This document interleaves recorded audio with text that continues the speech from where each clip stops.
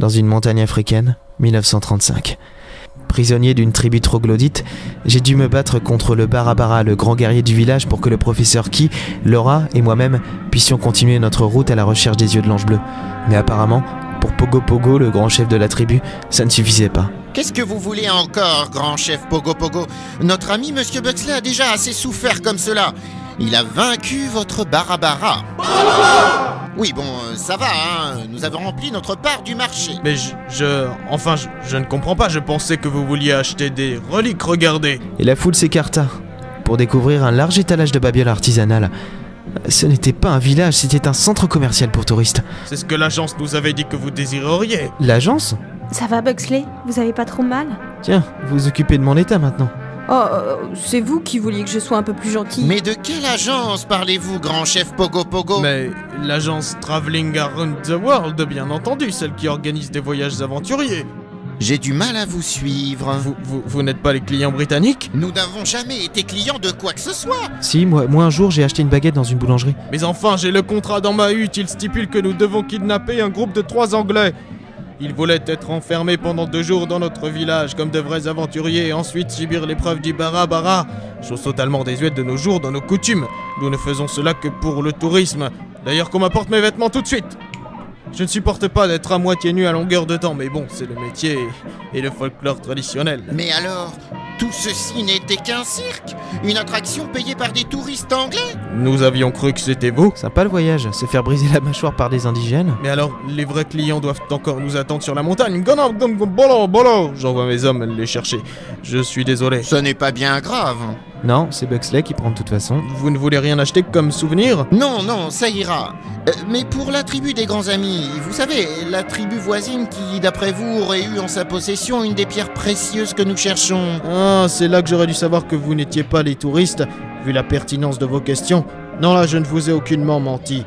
La tribu des grands amis existe bien, mais vous allez avoir une surprise. Gravissez la montagne encore un peu et là vous les trouverez. Eh bien, nous allons donc y aller alors. Bah oui, mince. Pourquoi je me suis habillé? Si mes hommes trouvent les vrais touristes anglais, il va falloir tout recommencer. Prenez vos précautions la prochaine fois. Nous essaierons. On va vous apporter vos bagages. Ce fut tout de même un plaisir de vous rencontrer, grand chef Pogo Pogo. Je reconnais bien là la politesse anglaise, professeur Key, je vous retourne le compliment. Et moi je retourne chez moi. Hein. Nous avons récupéré nos bagages et sommes ressortis de la caverne. Sur le flanc de la montagne, le soleil luisait de ses derniers rayons et séchait mon sang sur mon visage. Laura me donna un peu d'eau de sa gourde pour que je puisse essuyer mes blessures. Et la mauvaise troupe reprit sa route, gravissant la montagne. Je me mis à penser aux vrais touristes anglais qui avaient dû payer une somme folle pour ce que nous pouvions vivre depuis 2 mois déjà. Et je les plaignais tout autant que nous. Ah, Hakim White, on voit bien que tu es un sauvage. Ta façon de faire du feu est très néandertalienne. Oui, baronne. Mais c'est qu'il va commencer à faire froid dans la montagne. Il était nécessaire de faire un feu de camp pour se reposer au coin des flammes. Hakim a raison, baronne. C'est comme lorsque nous sommes en guerre. Il faut des fois se reposer auprès d'un bon feu de camp. Oh mein Gott! Mais disons ces gens tout noirs et à moitié nus qui nous regardent ainsi. Pardon, baronne? Derrière vous, Herr Général! Scheiße! Des indigènes! Des cannibales! Nous sommes fichus! Passez-moi mon liqueur, Hakim! Schnell! Tout de suite, Herr Général Glotvoglot! Merci, je vais tirer dans le tas. Comme cela, ils fuiront comme des bêtes. Que c'est intelligent, mon général d'amour. Suis-je bien un militaire, ma douce baronne? Mais qu'est-ce que... Rendez-moi mon pistolet, chien! Ah, ils nous menacent de leur lance! Lâchez mes bagages, grédin! Sauvage! Où veulent-ils nous emmener? La tribu des grands amis. Elle devait loger un peu plus haut dans la montagne, au bord d'une large grotte où ils se réfugiaient lors des fortes pluies ou des attaques de fauves, d'après le grand chef Pogo Pogo. Et toujours d'après lui, ce peuple aurait été en possession il y a fort longtemps d'une des pierres précieuses. Aziz le Grand, le nomade qui avait porté les yeux de l'ange bleu, en aurait laissé un à ses grands amis, avait-on pu lire dans un livre du palais d'Angkapur en Inde.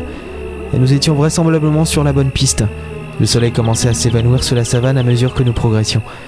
Nous continuâmes de nuit, se guidant au son des tambours au loin, et les feux du village des grands amis brillèrent bientôt à quelques mètres de nous.